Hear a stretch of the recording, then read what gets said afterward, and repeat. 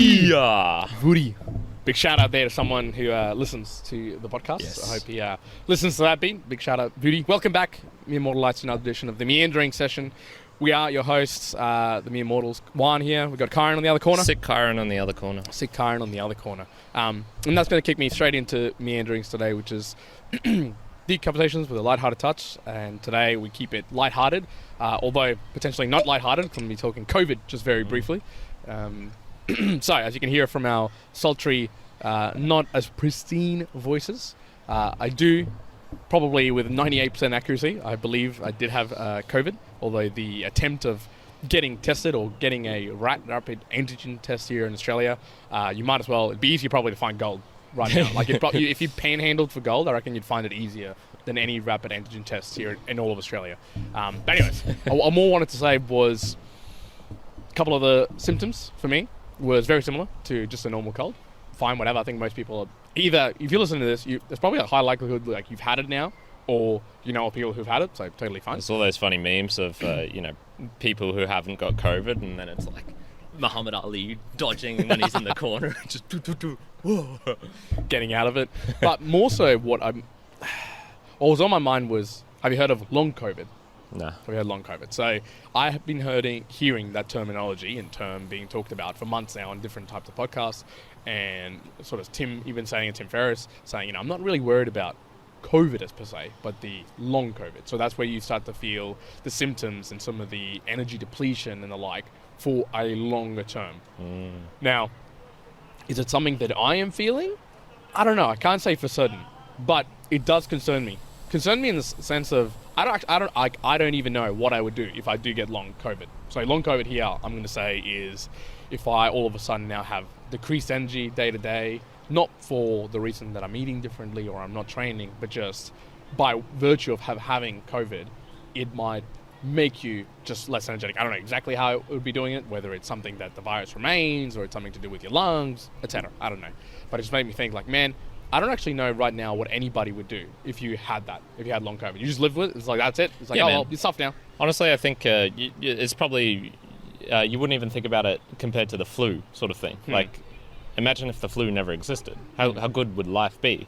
But I've never even entertained the thought of what it would be like if I'd never got sick with the flu. So I would imagine baseline would all just baseline back to whatever. It is what it is. It is what it is. Yeah. But, and then some of the stats I was looking at the moment, so while it feels like, so obviously it was a big New Year's Eve sort of like blast, basically. Anyone who went out on New Year's Eve, you almost either like knew or you probably would have expected, like, you're going to get something. This is like, that's where everyone's just like letting it rip and going through. And sure enough, lots of cases, we're seeing lots of numbers. But one thing that I've been seeing in a couple of Reddit posts was like, roughly we're at about like 3% of the population has now got COVID. But for me, it now feels like, oh, man, everyone's got COVID, but we're still like pretty far away from. You're talking just about Australia, or? Yeah, I'm just looking just Australia, okay. Just Australia. So it's like, from the numbers, it's still like we're probably maybe 90% away from like truly like having everyone infected or having most people sort of getting it. Even though right now it feels like, dude, everyone's got it. That's it. Like, well, that's it. You only need to know a couple of people, and it's like, cool shit. To feel like everyone's got it. Yeah. But, and this is what it led me to look at some numbers, and we were reminiscing the other day about how wrong we were here at the Mere Mortals when we very first talked about COVID in early 2020. That was one of the things I wanted to bring up in the predictions one, like when we started talking about predictions, and it was like one of the musings episodes. Being wrong, I think, or admitting mistakes. Yeah. I think that was the episode title.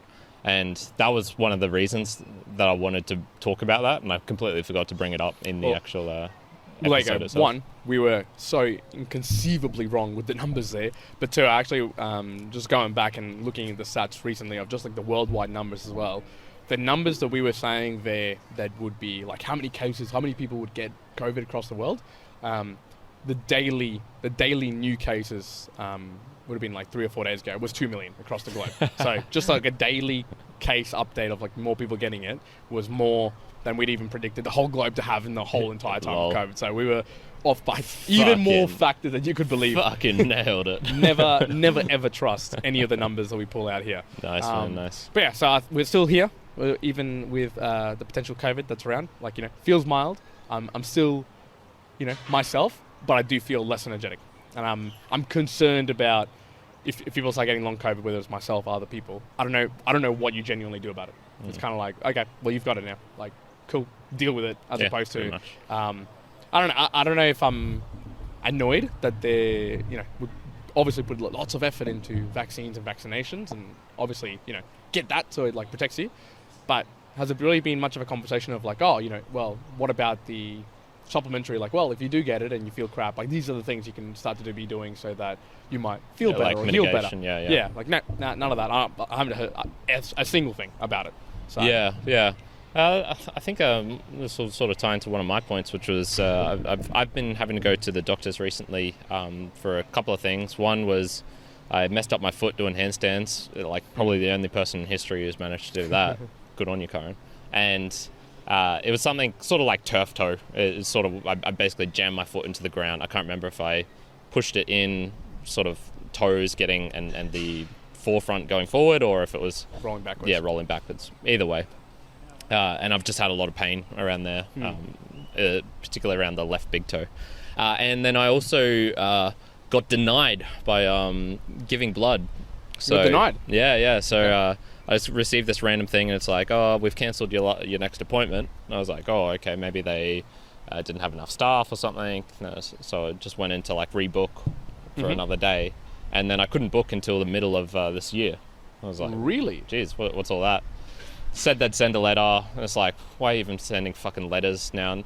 Send me an email. If you sent me an email originally, why didn't you send me an email? And this will get into another point that I wanted to make, but I eventually called them up because I was getting tired of waiting, and he's like, oh yeah, you basically had like low ferritin levels, so not the hemoglobin, but ferritin, which is iron related, but I don't know, I'm not a doctor.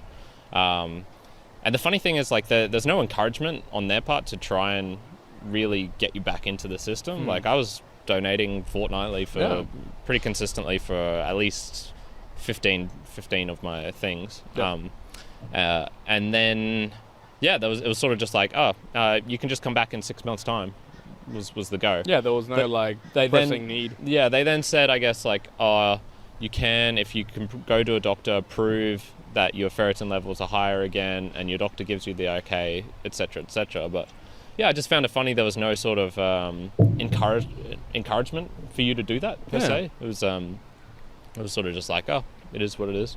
And then the other one was, turns out I just didn't break anything in my foot, so I went to the doctor, blah blah blah, and I wanted to get my results again, and so this has happened multiple times where I say, can I get a copy of these? And instantly, before I can even react, he's gone to the computer, pressed print, and he's printed me 8 pages of paper. And I'm like, what the fuck, man?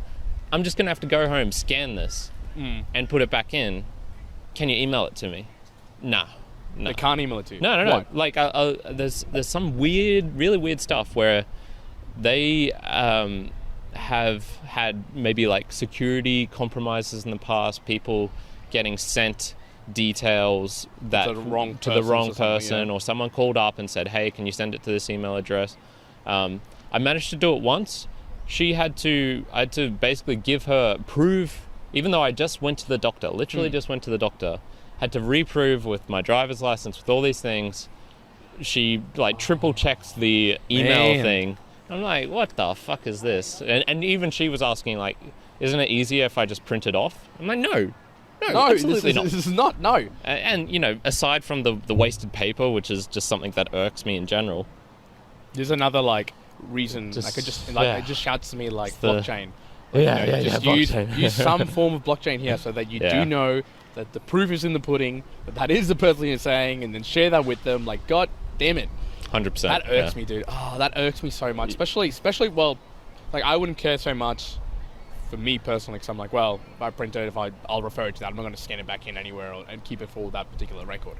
But you should have that option. Like, where in the world are we right now that is happening? Yeah. There was, and I'm unbelievable. I can't remember it specifically, but it's something in the health profession at the moment, and it was something on a Brisbane thread on Reddit, and someone was talking about they wanted to get some results, and the only way they could do it was to fax it in.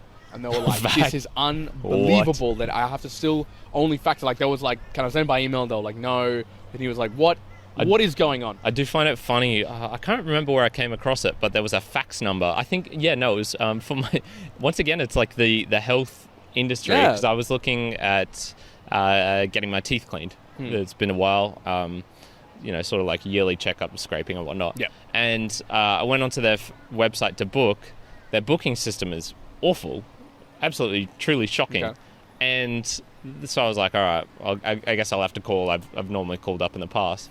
They had the phone number to call and then a fax on their website. And I was just like, what? Who is using this stuff? I mean, I guess, if you're 80 years old, maybe. I can think of maybe my grandma when she was still alive. She was... She didn't have internet in her house, so she was maybe faxing things still. So look, I'm not suggesting that there might not that. be. I'm not suggesting that there might not be users for fax nowadays. I'm not saying like just burn them all to the ground. Maybe there are actual reasons to have a fax out there that I have no idea about, and that's fine. But for places where you can actually have an alternative, like you can have a simple alternative such as an email. Or other things. You have to send something in, and it cannot be done in any other way. It's just find it unbelievable that still people would remain in such ancient uses of these things, and like to the point that like it would frustrate me to such an extent that I would be like, I don't even want to interact with them anymore. I want to go somewhere else to go and do all this. Gotcha. This ties into a point which I had recently, which was I connected with one of the No Agenda producers from Adam Curry's show, and he, because he was interested in coming to a meetup I'm organising, he checked out our website and show, and he was like, oh, this is cool, I'm going to tune in, tune into the Adam one, and then he was asking, I didn't see a way to support you and on your website or anything. And so this was something I'd been thinking about not too long ago, but essentially the same thing with this fax machine. How much do you cater to people where it's sort of something in the past, but it could be a long time before they get on? So we ask people to support through the podcasting apps, through the podcasting 2.0, essentially, using Bitcoin to send small micropayments, sending boostergram messages. That's where we see the future, definitely, and where we've been encouraging. So I haven't bothered to set up a PayPal account or anything like that. And I'm wondering, should that be something that we should do? Because there is going to be a long period until people, and I actually felt bad in this. It's weird. It's like I felt bad that I couldn't help him out rather than I couldn't help myself. Like it wasn't that you were the money. The money is benefit. not the important thing here. It's the support, the contribution, the creating a connection, communication, things like that. And I felt bad because I was like, oh, he wanted to help, but because of me, he couldn't, because I haven't set it up so that they can. So what are your thoughts on that? Do you think we should that should be something I could enable? It's real easy. Like all I'd have to do is set up a PayPal, put it into like our site, and then you could help support through fiat if people want to. Or should we be saying, encouraging, like I did to him? I was like, at the moment we're just asking for support in the through the crypto world, through Bitcoin, sending micropayments. I'd almost be tempted to go to the latter and kind of go like, no, look, if you want to support, we do have this manner. Otherwise, like, it's okay. Like, no, we don't want to go down that path, even if it is going to be like a long time. I think that would be my like gut feel at the moment. Okay, all right. We'll stick with it in the moment, unless if I get like an overabundant, if I get like a million people being demand, like, I want to send you some stuff through PayPal. Like, why haven't you got it? Yeah. Okay, all right. Then we might bow down to our supporters and the immortal lights out there and be like, okay, for the time being, sure, fine. You want to support us? Cool. Because genuinely, we'd be able to probably create an even better product for people. So from that regard, okay, cool. If that's going to happen, we'll do it. Yeah. But I do want people to, if they can, get connected to new podcast players, Podcasting 2.0, and contribute and help out in that way. Because I think it also doesn't just help us, it helps out the entire ecosystem and the value system that's around that. So it's just kind of like, you're helping us win, but you're helping the whole system win, which is going to help us win even more. Yeah, so that's actually more beneficial. I'm going to be really curious. So I sent a boostergram to the Adam and Dave, and I was asking, because they had our little chat about NFTs. They put it into their own show. Yeah. Well, in particular, it was when you were first buying Dapper Dinos. Yeah, when I was minting the Dapper which Dinos, sounded which was like dodgy all over the place. Yep. And I actually sent him a little thing at the end, a question, which was, hey, what are your thoughts on meme coins to onboard people into the system? So I'm going to be real interested to know their thoughts on that. Okay. I have a feeling they're going to trash me. I think they're going to look... It'll be good to get their perspective on it. Yeah, for sure. Because I am sort of alternating between... I can see like the maxis point of view for Bitcoin. I can see why any other... they've equated it, some people, to... It's sort of unnecessary inflation in a way, because you're adding sort of unnecessary stuff into the system. Like Bitcoin's the only one you're going to need. It's going to be the monetary policy. Why do you need these other ones? I sort of view them more as stock-like rather than, if there was going to be one money, yes, it's going to be Bitcoin. I don't see any others being able to conquer that.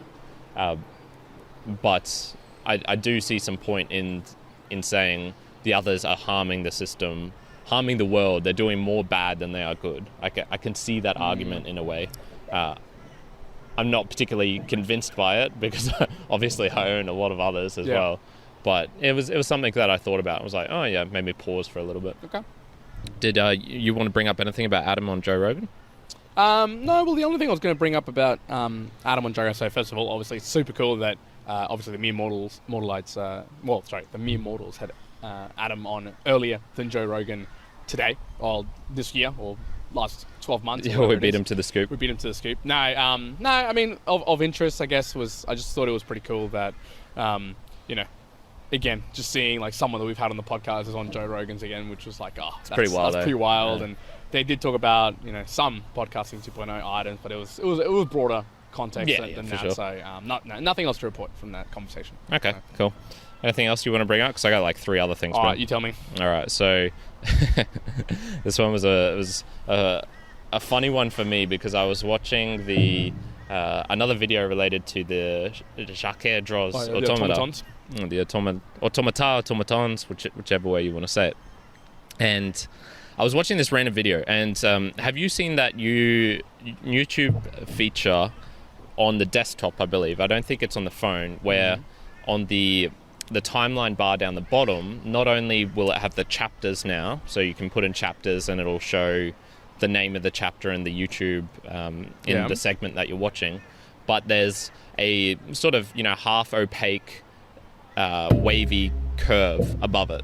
And this shows watch time. Yes, I do know about this, And so when it first got introduced, I was like, maybe this is a good thing, maybe it's not, I'm not sure.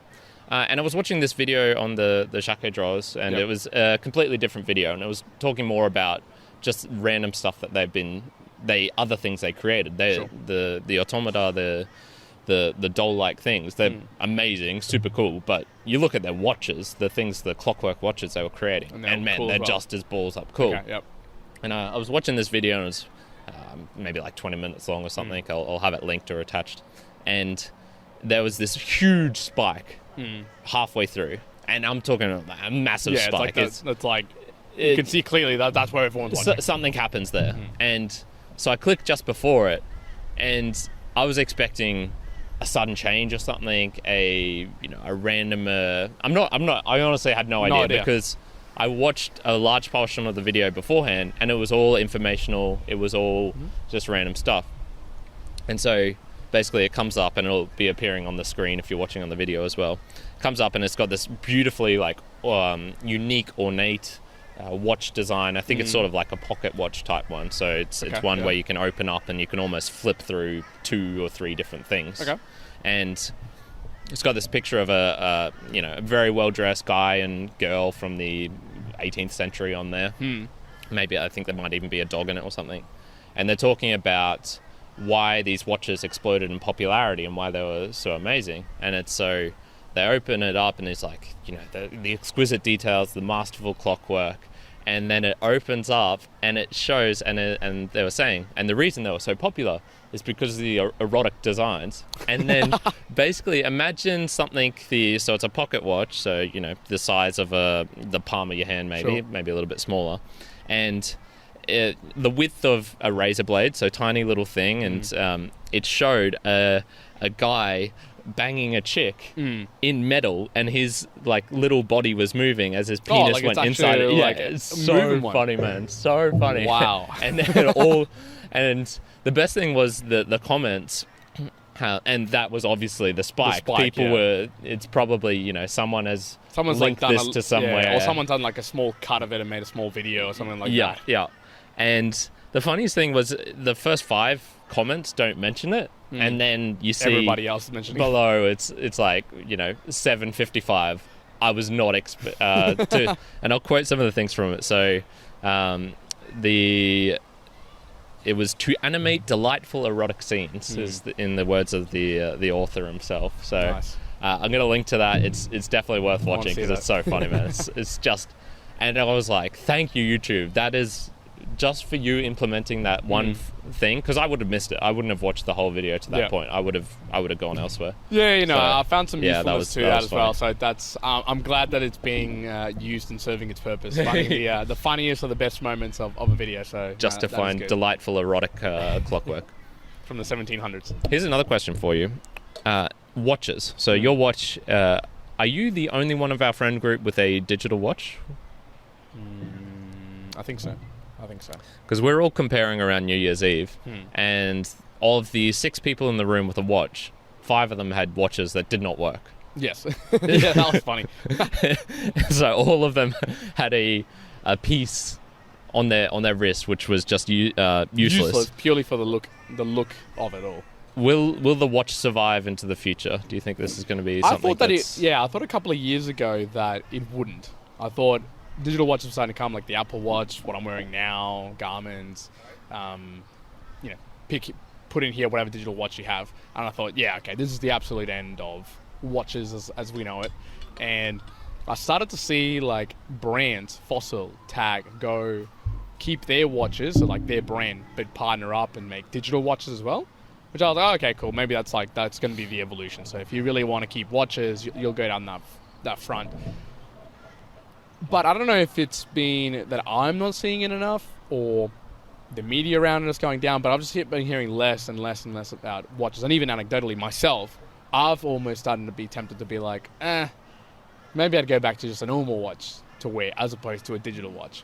I'm not saying I'm fully transitioned back over again, but I think that there is something to a classic timepiece, and that might continue on beyond maybe the trend right now of having a digital watch. Because I think the digital watch trend at the moment is like, well, it's digital. It lasts, let's just say, a long time. Technically, for a battery, let's say a week or longer with something like this. But you can also see like a barometer, and maybe you could see your messages, and you can see etc. But what if that transitions to I don't know, whatever you want, like augmented reality with a ring or with a something like contact lens that does all of that anyways. So all of a sudden it's like, well, everything that you would be doing that on the watch, you don't really need to do it anymore. You've got this other thing to do it. And so perhaps then it starts to feel like it's more obsolete and people go back to the original, like, okay, cool, well, it's a timepiece and it's just beautiful in that regard. So I think once upon a time, a couple of years ago, I would have thought, yeah, it's going to go away. But now I'm starting to think, perhaps not. Perhaps it will stick around for a long time. Yeah, okay.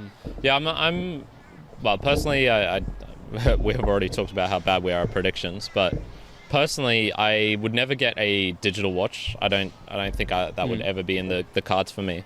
But I have been very tempted by the idea.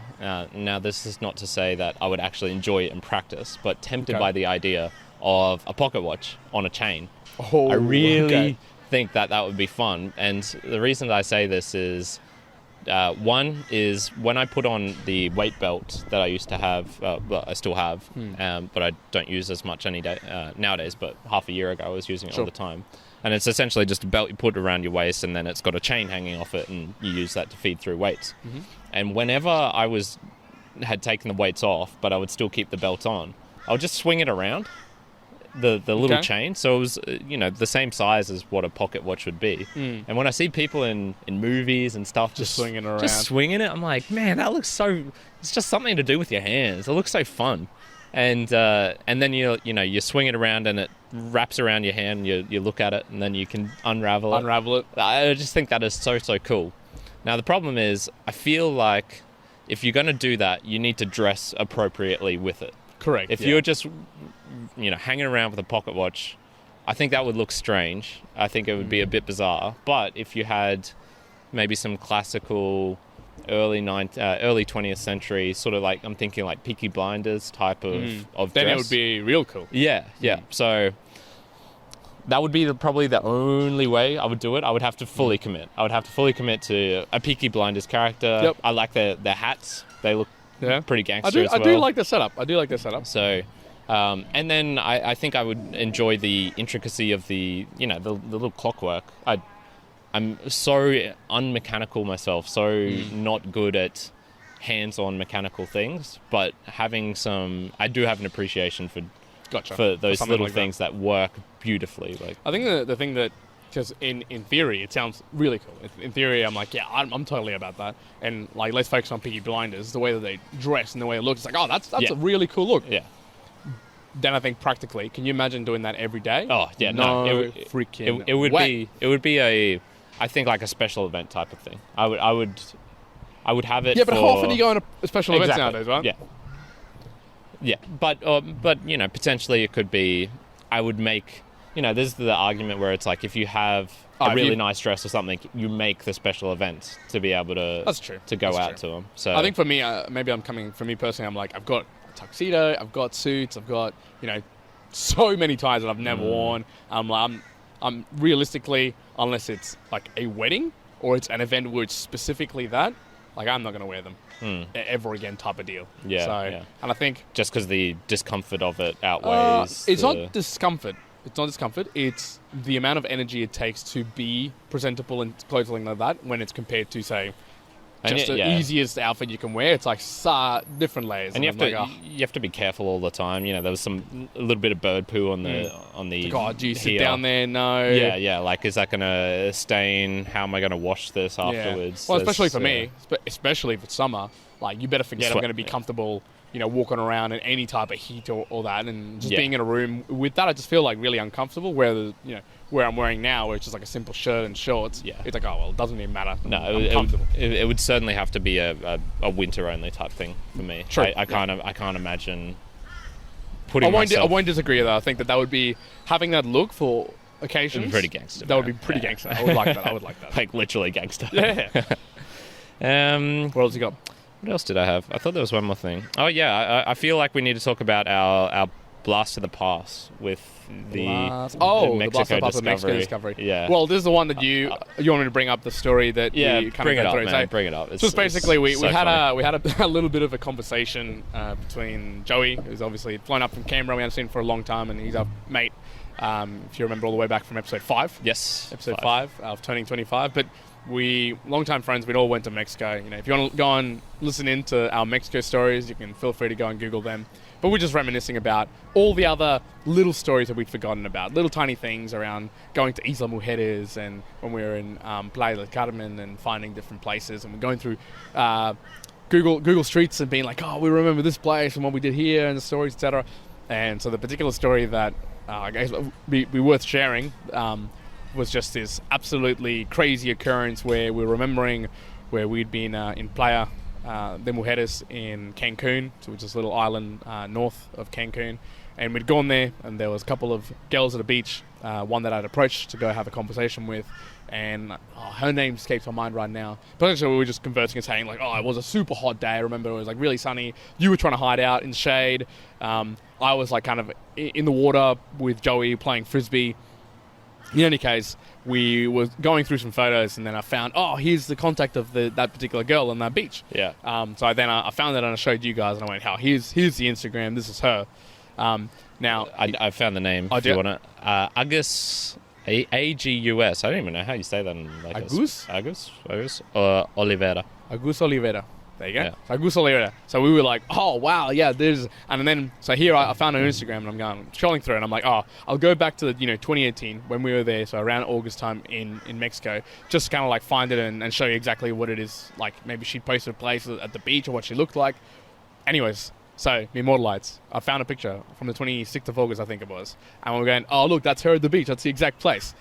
And then you look a little bit closer. I'm sure we'll have to put this photo up. If you look closely at the background, you will see me and Joey playing frisbee in the background at the water. And we were just like, Holy shit. What fucking coincidence that we'd be talking about this. We remember this, and then we were in that photo that she posted on Instagram. Yeah. We were like, damn. Amazing, man. Damn. But yeah, no, that was great reminiscing. What it made me want to do is do the same thing, but with Japan. You know, again, just like sitting down, having a couple of drinks going, like, oh, let's reminisce about Japan. And just remembering again, because after we did that, I feel like I remember Mexico a lot more now than I do Japan. Like, I went like, for sure. Oh man, there's a few things in Japan that I remember. I'm like, oh, there must be all these little things that I've just forgotten about now. Definitely. Another funny occurrence, sort of on a similar vein, was so we all know how I got my phone stolen when we took some roofies, and by that I mean we were unintentionally fed. And by that means we were drugged and you were forced to jail. drugged and forced to jail. And it was when I came back, so I got a new phone, was just, casually chilling along, came back to Australia, and I think I can't remember, I was definitely back in Australia, and I was just looking through some contact details or something like that, and I think it was when I uploaded Facebook Messenger for the first time. So I didn't have Facebook Messenger until I came back here. That's what you and my friend group here uses most of all. I was predominantly using WhatsApp, so I got that. And, it sort of suggests your friend contacts based on the people in your address book in your phone. Yep. And one of the things that I was doing was every place that I went in South America, I'd have to get a new SIM card because, they all have their different telecommunication services. It's a new country, you can't switch over. And I didn't want to deal with like roaming charges and things like that for my own. So way cheaper to just do that. And I was going through and it's like Juan blah blah blah blah blah, and I was like, who the fuck is this? I've never seen this before in my life. And I click on him, and then I find out it's like me, Mexico. And so basically, not only had these motherfuckers stolen my phone, like resold it on, they'd kept the SIM card as well. The SIM card, yeah. So they would have had all of my contact details. And so I still had that number in my phone because I had, I can't remember how I had managed to, because I had like an old SIM card so I could get all my numbers off of it and whatnot. And it was just the funniest thing, man. It's just seeing. I remember seeing that. This random person who had something of mine, it connected across the oceans, and you're like, that dude. He's got my shit. It's him. Motherfucker. Oh, well, hope he enjoys his old phone. Yeah. It would have been a super old phone then that you would have lost. It was better than the one that I bought there. Because I bought you bought a really just like plain basic phone. Yeah. So I bought a Samsung something here, but it had the ability for the thumbprint recognition. It was pretty good. I enjoyed that phone. It wasn't like it was just still an absolute brick, but it was simple. Yeah. It was its own thing. But the one I got there was it was weird. It had like this weird pink rosa background, like that sort of. So it's like a very light pink. I don't know what you call rose, and that stuff just started peeling off immediately. It was so dodgy. But yeah, it was a little blast from the past there. It was blast from the past. Enjoyable, those little things. Good. Get those little mementos and stuff like that. It was nice. Should we do some Boostergram Lounge? No. We do that in the. We do that Musings now. Yes. Good. Oh, well, probably a good point then to call out. Just a little bit of reminder for everyone. So at the moment, yes, we are doing Meanderings right now. But Musings has moved slightly, so we're now doing live Musing editions, either on a Wednesday or Thursday, Australian time in the afternoon. Yeah. It's going to be loose for a while. I don't think we'll ever lock in something until it becomes really important to lock in. Yeah, exactly. So, if you're around on that time zone... I think we'd be saying like aiming 7 p.m. AEST. Yeah. 7 p.m. either on a Wednesday or Thursday. We might try and... Depends on how it's going. Like, we start seeing popularity and people being on the live chat itself to converse and whatnot. Then we might call it out, like, say, a couple of hours earlier, like an Instagram story or something else would be like, hey, we're going live today type of deal, and you can go check it out. That might be a thing we do. But for now, I guess that's just a... General one will be 7 p.m. On a Wednesday. Yeah, 7 p.m. Wednesday, and then that's where we're aiming for, and it just might change every now and again. So for sure, it'll change in I think the week after this is released. That'll be on a Thursday. Correct. All right, we'll probably leave it at that. Mere Mortal Lights for today's Meanderings. So look, at least the mere mortals here are safe. They're sound. They might have gone through a wave of sickness, and I'm sure people at home are going to go through their own wave of sickness. So I hope you are well wherever you are in the world. Yeah. Again, if you want to support us, we were talking a little bit about support this earlier. Juan's long COVID recovery Exactly. donation, like the fund. We're setting up a fund for Juan. Needs to get his breath back. Correct. A couple of sats will help with that. Don't do it with dirty fiat money. Make sure you send me some sats. Make sure you get onto some of the new podcasting apps, players, using podcasting 2.0. Yes. Again, if you want to know, again, a little call out, if you want to know how to go about with podcasting 2.0, or you want to know about the Value for Value, you can still check out the Value for Value podcast that Karen ran for quite a few months. Obviously available. That'd give you a bit of a introductory view into how it all works and whatnot. Otherwise, keep on tuning in. We're going to keep on talking about it probably for long time. Long time. All right, that's it. Me and Mortal Lights. I hope you enjoy yourself. Juan out. Karen out. Hey. Yeah.